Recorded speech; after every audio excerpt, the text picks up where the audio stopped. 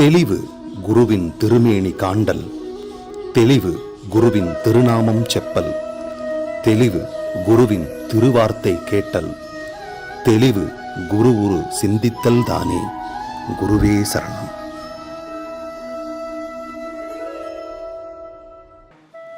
வணக்கம், நான் உங்க ஆத்ம நண்பன் பேசுறேன். பிரம்மஸ்ரீ தவத்திரு திருச்சிட்டம்பல சாது சித்தர் என்னோட குருநாதர் அவர்களுடைய மலர்பாதங்களை வணங்குறேன்.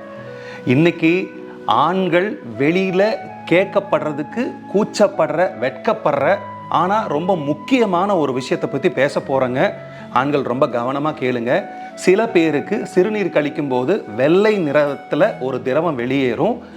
நிறைய ஆண்கள் என்னோட உடம்புலேருந்து விந்து வெளியேறுது, நான் ஒரு நாளைக்கு 10 தடவை சிறுநீர் கழிக்கிறேன், 10 தடவையில சிறுநீர் விந்து வெளியில் போகுது, அப்போ என் உடம்பு பலவீனமாயிருமா, இது ஏதாவது நோயா, ஏதாவது பிரச்சனையா, இதை போய் நான் டாக்டர்கிட்ட எப்படி கேட்குறது, ஃப்ரெண்ட்ஸுக்கிட்டையும் சொல்ல முடியாது, வெக்கமாக கூச்சமாக இருக்குது, இதுக்கு வழியே இல்லையா அப்படின்லாம் நீங்கள் யோசிக்கவே வேண்டாம். இதுக்கெல்லாம் நிறைய வழிகள் இருக்குது. மருத்துவத்துறையிலையும் வழி இருக்குது, யோகத்துறையிலையும் வழி இருக்குது.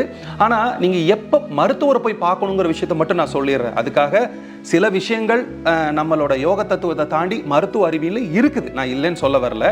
சிறுநீர் கழிக்கும் போது ரத்தம் வெளிப்பட்டாலோ, அதிக வலி இருந்தாலோ, இல்லை சிறுநீர் வராமல் அடைப்பு இருந்தாலோ கண்டிப்பாக இந்த சமயங்கள் நீ போய் மருத்துவரை பாருங்க. ஆனால் சாதாரணமாக ஒரு வெள்ளை திரவம் சிறுநீரோட வெளியேறிட்டு இருந்துச்சு, ரொம்ப கம்மியான குவான்டிட்டியில் கம்மியாக தான் போகுது அப்படின்னா அது யோகத்தில் சில பயிற்சிகளை நம்மளால் சரிப்படுத்த முடியும். அதனால் பயந்துக்கு தேவையே இல்லை.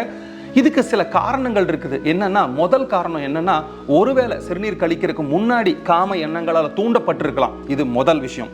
ரெண்டாவது, புரோட்டெஸ்ட் அப்படின்னு சொல்லக்கூடிய விதைப்பையில் ஏதாவது பிரச்சனை இருக்கலாம், அதனால பிரச்சனை இருக்கலாம். மூணாவது என்னன்னா, விந்து வெளியேறதுக்கு நிறைய வால்வெல்லாம் இருக்குது.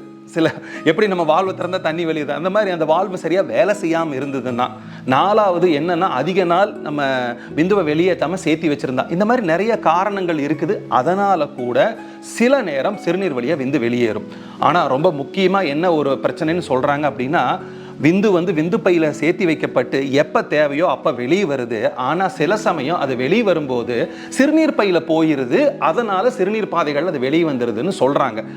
இதுக்கு முக்கியமான யோக காரணம் என்ன சொல்றாங்க அப்படின்னா, நம்ம மூலாதார பகுதியில், அதாவது இடுப்பு பகுதியில், பெல்விக் மசில், அந்த இடங்களை அந்த சதைகள் தளர்வு ஆனாலோ இல்லை சரியா இல்லைனாலோ, சில பேர் பாருங்க வயது, உடம்பு பருமனு, உட்கார்ந்தே வேலை செஞ்சுட்டு இருப்பாங்க, சில நேரம் அடிக்கடி படுத்துக்குவாங்க, ரொம்ப உடம்பு தளர்வு இல்லாமல் ஓய்வு எடுக்காமையே வேலை செய்வாங்க. இந்த மாதிரி இருக்கிறவங்களுக்கு சூடுனாலையும் அந்த பெல்விக் மசில், அதாவது மூலாதாரத்தில் இருக்கக்கூடிய அந்த சதை பகுதிகள்லாம் கொஞ்சம் இறுக்கமானாலும் இந்த பிரச்சனைகள் வருது அப்படிங்கிறாங்க.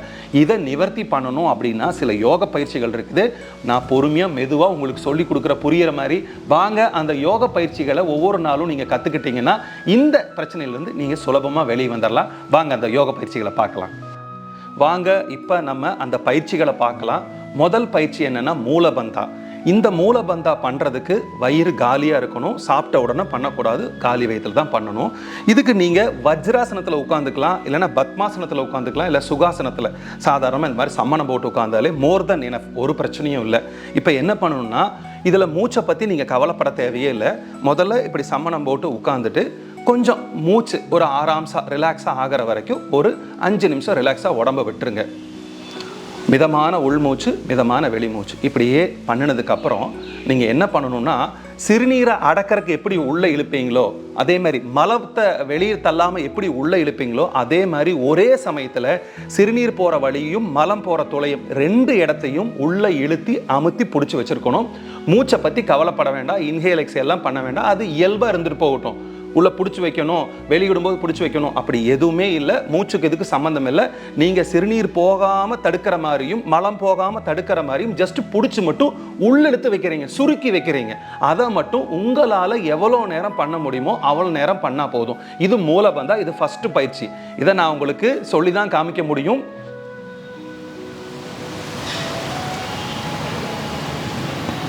அப்புறம் ரிலீஸ் பண்ணிக்கலாம். இது ஃபர்ஸ்ட் பயிற்சி. ரெண்டாவது அஸ்வினி முத்திரை. இந்த அஸ்வினி முத்திரை என்ன அப்படின்னா, இதுக்கு முன்னாடி பார்த்த மாதிரியே தான், மூலபந்தா மாதிரியே தான். ஆனால் அஸ்வினி முத்திரைக்கு நம்ம என்ன பண்ண போகிறோம்னா, சிறுநீர் போகிற இடத்த நம்ம கான்சன்ட்ரேட் பண்ணாமல், கவனிக்காமல் மலத்வாரத்தை மட்டும் கவனிக்க போகிறோம். ஆனால் இது எப்படின்னா, ஹோல்டு பண்ணி வைக்க போகிறதில்ல.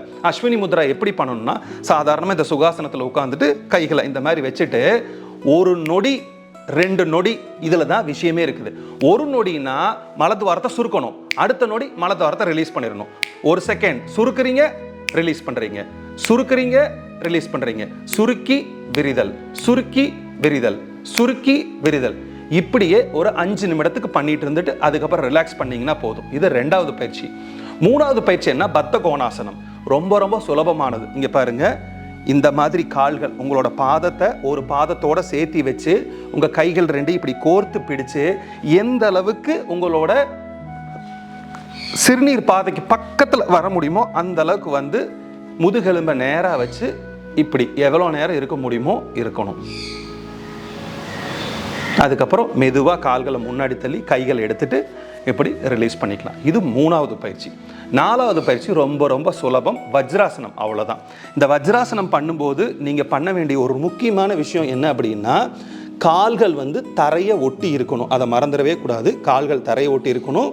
உங்களோட பெருவிரல் 2 ஒன்றை ஒட்டின மாதிரி இருக்கணும். மேலே கீழே சேரக்கூடாது, ஒட்டின மாதிரி இருக்கணும். பெருவிரல் ஒட்டிட்டு உங்களோட பட்டக்ஸ் பகுதியை அப்படியே 2 கால்களுக்கும் இடையில சீட் பண்ண மாதிரி பாருங்க. இப்படி யானை மாதிரி இப்படி ஆடிட்டு சீட் ஆனதுக்கு அப்புறம் தான் முதுகெலும்பை நேராக வச்சு கைகளை இந்த முட்டி பகுதிக்கு மேலே வச்சு கண்களை மூடி அமைதியாக இப்படி உட்காரணும்.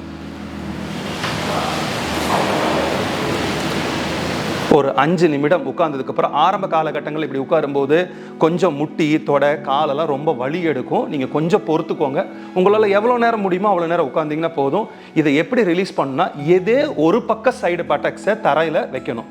இப்போ இடது பக்கம் வைக்கிறேன்னா இடது கையை ஊனி இடது பக்கமாக சாஞ்சு இடது பக்க பட்டக்ஸை கீழே வச்சு கால்களை வலது காலை இப்படி சுழற்றி வந்தீங்கனாலே நீங்கள் சுகாசனத்துக்கு வந்துடணும்.